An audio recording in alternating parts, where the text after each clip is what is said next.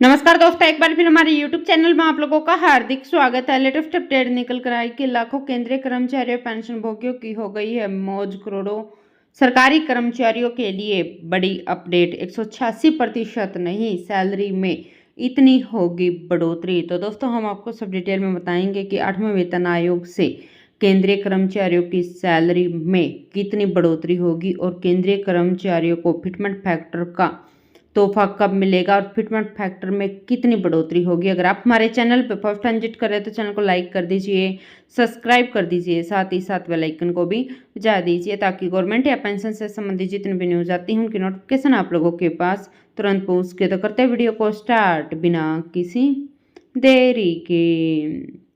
दोस्तों केंद्र सरकार ने पिछले महीने 8वें वेतन आयोग को मंजूरी दी है, जिसके बाद से केंद्रीय कर्मचारी की सैलरी में फिटमेंट फैक्टर और संभावित वृद्धि की चर्चा तेज हो गई है।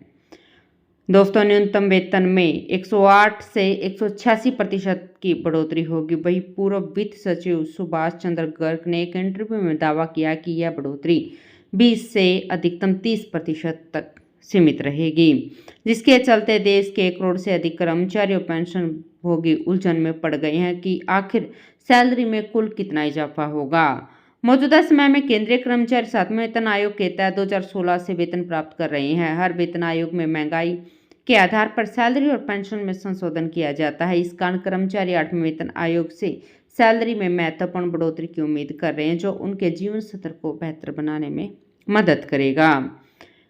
दोस्तों सरकार 8वें वेतन आयोग में 1.92 से लेकर 2.08 के बीच फिटमेंट फैक्टर को मंजूरी दे सकती है। एनसीजेसीएम के सचिव शिव गोपाल मिश्रा ने माना है कि यह फिटमेंट फैक्टर 2.08 तक होना चाहिए। फिटमेंट फैक्टर एक गुणांक है जिसका पता चलता है कि न्यूनतम मूल वेतन में कितने गुना अधिक इजाफा होगा।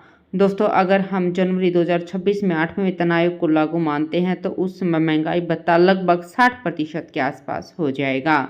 मौजूदा न्यूनतम वेतन 18,000 रुपये है। डीए जोड़ने के बाद वेतन 28,800 रुपये हो जाएगा। अगर फिटमेंट फैक्टर 1.92 होता है तो न्यूनतम वेतन 34,560 हो जाएगा, करीब 20% की बढ़ोतरी होगी।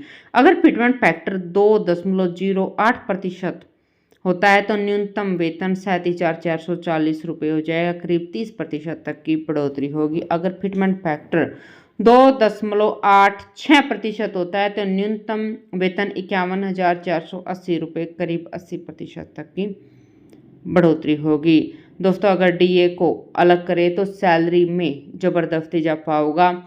1.92 फिटमेंट फैक्टर पर 92% वृद्धि होगी, 2.08 फिटमेंट फैक्टर पर 108% वृद्धि होगी और 2.86 फिटमेंट फैक्टर पर 186% की वृद्धि होगी। 8वें वेतन आयोग के लागू होने पर केंद्रीय कर्मचारी की सैलरी में 20 से 30% तक की बढ़ोतरी की संभावना दिखाई दे रही है। बढ़ोतरी सरकारी नीति और आर्थिक स्थितियों पर निर्भर करेगी। न्यूनतम सैलरी में भी इसी आधार पर कमी या वृद्धि हो सकती है, जिससे कर्मचारियों की आर्थिक स्थिति पर महत्वपूर्ण प्रभाव पड़ेगा। इसका व्यापक असर कर्मचारी को जीवन स्तर पर भी पड़ेगा। तो दोस्तों आज के लिए इतना ही, मिलते हैं नेक्स्ट वीडियो में। तब तक के लिए जय हिंद, जय भारत।